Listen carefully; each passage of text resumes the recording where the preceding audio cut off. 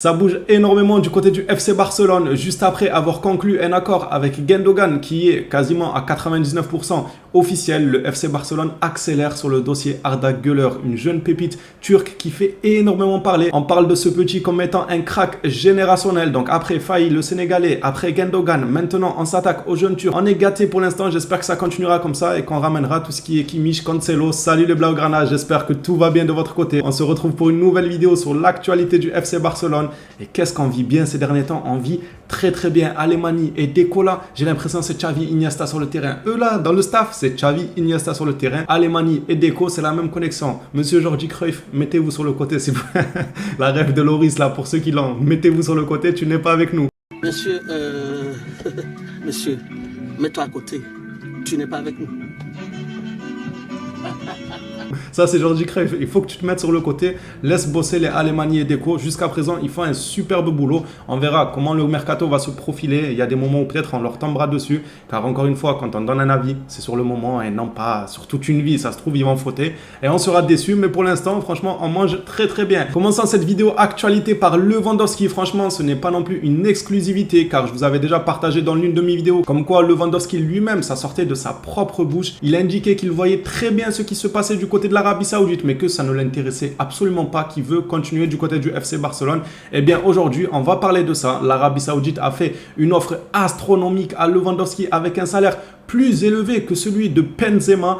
Pardonnez-moi, Benzema, un vrai toxique de Twitter. 150 millions d'euros saison, le joueur a refusé et veut rester à Barcelone. Le joueur l'avait lui-même indiqué, c'est pourquoi je vous dis que ce n'est pas non plus une exclusivité, on le savait en fait. C'est bien beau pour l'information, mais on le savait. Lewandowski avait déclaré il y a quelques jours qu'il voyait très bien ce qui se tramait de l'autre côté, mais qu'il n'était pas intéressé, en tout cas pour l'instant. Passons à la suite, mais toujours avec Robert Lewandowski impliqué, en plus d'être impliqué dans pas mal de buts avec le FC Barcelone cette saison, il commence à s'impliquer dans le mercato, c'est tout ce qu'on veut.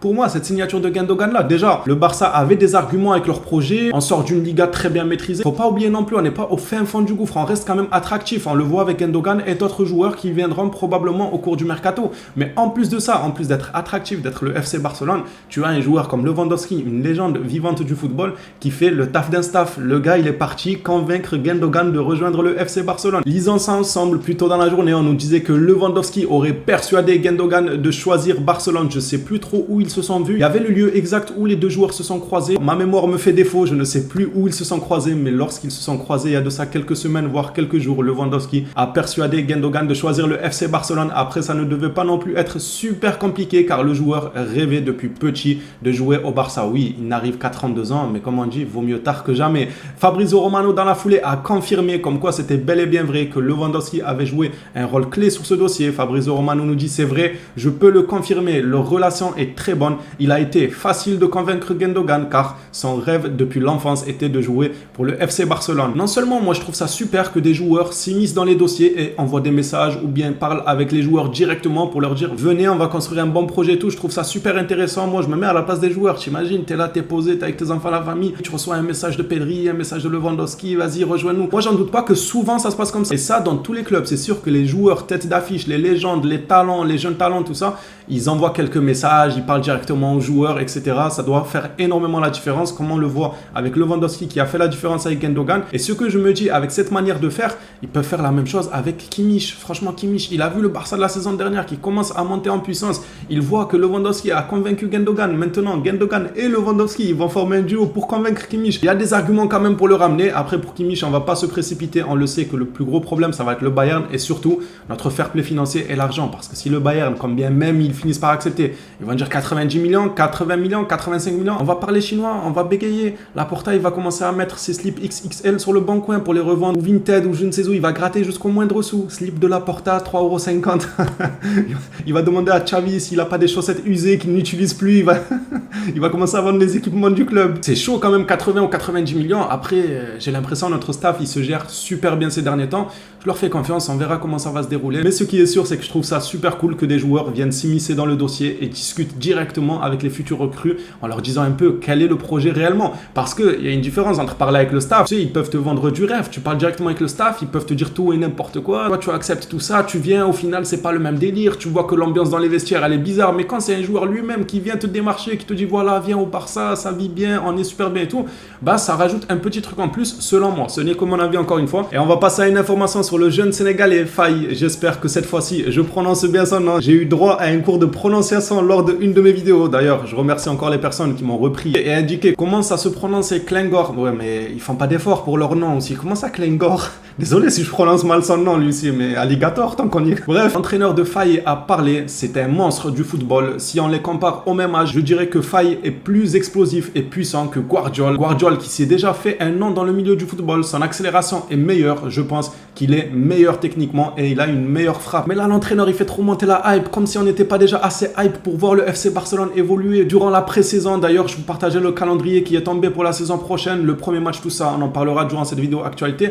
Mais là, l'entraîneur, il nous met trop l'eau à la bouche. Déjà qu'on veut trop voir ce Barça revenir sur le terrain avec des Gundogan, tout ça. Et si on rajoutait à ça des jeunes talents comme ça, que ce soit Faye ou que ce soit Arda Güler, s'il finit par signer, ou bien encore les grands noms, comme on en parle souvent, les Cancelo, les Kimmich, tout ça. Mais franchement, moi, je vais compter chaque minute. À chaque fois qu'il y a une minute qui va passer à la montre, je vais dire, allez, on se rapproche de plus en plus du début de saison. On va passer à une information sur Clément Lenglet. Bon, lui, j'ai pas trop envie de regarder les minutes sur ma montre. J'avoue que j'ai juste hâte qu'il parte, donc je vais éviter de regarder le temps. Aujourd'hui, c'est plutôt une nouvelle assez positive. Progrès, on nous annonce concernant Lenglet. Les Spurs offrent 5 millions d'euros et le Barça aimerait sceller son départ avant le 30 juin. On ne va pas s'attarder dessus, vous le savez très bien que le FC Barcelone veut absolument dégraisser avant le 30 juin et ça passe par Lenglet, ça passe par Umtiti ou encore Kessié à l'avenir. Ce n'est pas encore sûr pour Kessié, mais Lenglet et Umtiti, c'est sûr que le Barça est en train actuellement de leur chercher un point de chute. Hier, lors de son retour des négociations avec Gundogan, Alemany a été intercepté, il me semble, à l'aéroport même. Il ne laisse même pas respirer. Le gars, il pose un pied à terre de l'avion, je sais pas, dites-lui, est-ce que tu as bien voyagé? T'as fait un bon voyage? Non,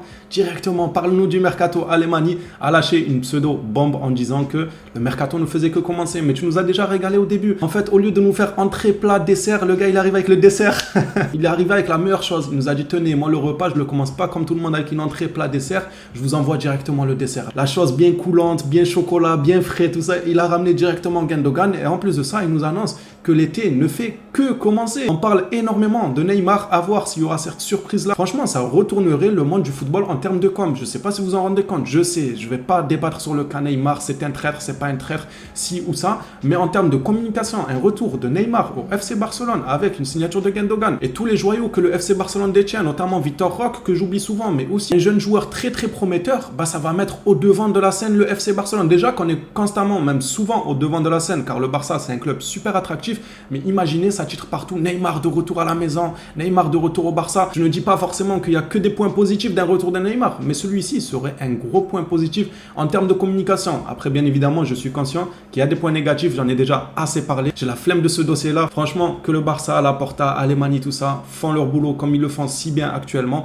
Et on verra ce que ça donne. On va passer à la jeune pépite Arda Güler. Juste après avoir conclu l'accord, comme je l'ai indiqué durant l'intro avec Gundogan, selon Sport, Barcelone ferait tout pour signer Arda Güler au club. Il le considère comme une signature stratégique et qu'il est temps de mettre en œuvre la dernière attaque pour le faire entrer. Deco est le facteur décisif. Encore Deco, Alemany, Deco, c'est n'importe quoi leur travail. N'importe quoi dans le bon sens, bien sûr. Deco serait le facteur décisif et pense que Güler peut faire la différence et que le Barça ne peut pas manquer l'occasion de le signer pour seulement 17,5 millions dans les bureaux. Ils sont très optimistes. On enchaîne toujours avec Sport et ça concerne toujours Arda Güler. Les dépisteurs indiquent qu'il est prêt à jouer avec l'équipe première et à performer immédiatement. Mais pour éviter que le scénario de Pablo Torre ne se reproduise, quel gâchis, une saison dans le vent pour Pablo Torre. Il a perdu du rythme, il a perdu du temps. J'espère qu'il trouvera une porte de sortie pour un prêt cette saison, histoire de rester en jambes. Et j'aimerais pas voir les Arda Güler ou d'autres jeunes pépites. Moi, je suis pas pour ça, hein, ramener des pépites pour les mettre sur le banc. Ça m'attriste plus qu'autre chose. Je préfère les voir éclore dans d'autres clubs, s'amuser, devenir des monstres que rouiller sur un banc. Et peu importe le banc de n'importe quel club. Je trouve pas ça ouf.